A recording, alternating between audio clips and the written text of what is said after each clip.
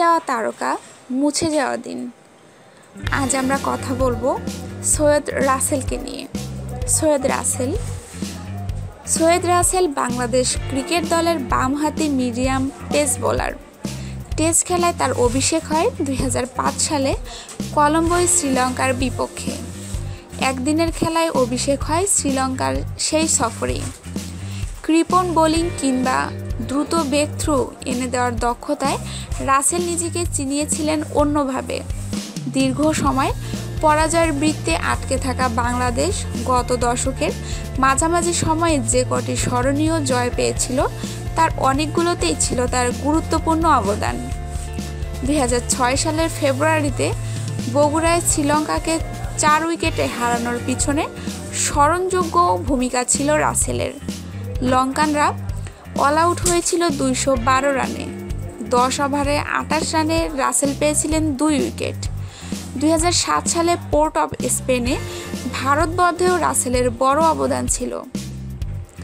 বিশ্ববিখ্যাত batting line app সমৃদ্ধ ভারত প্রথম 30 ওভারে তুলতে পেরেছিল মাত্র 90 রান।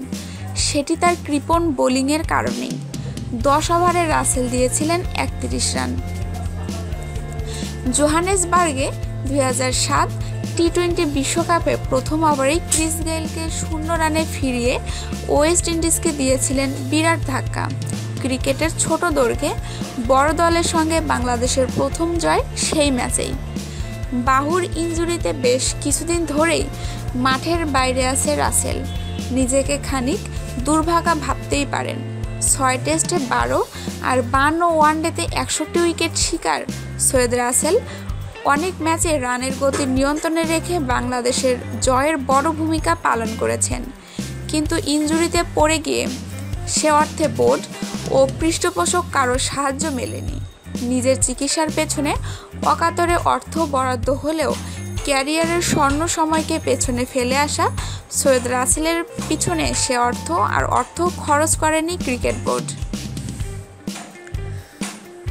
আমাদের নিউজটি ভালো লাগলে অবশ্যই নিউজটি আপনার বন্ধুদের সাথে শেয়ার করবেন এবং স্পোর্টসের নিত্য নতুন নিউজ পেতে আমাদের চ্যানেলটিকে সাবস্ক্রাইব করবেন।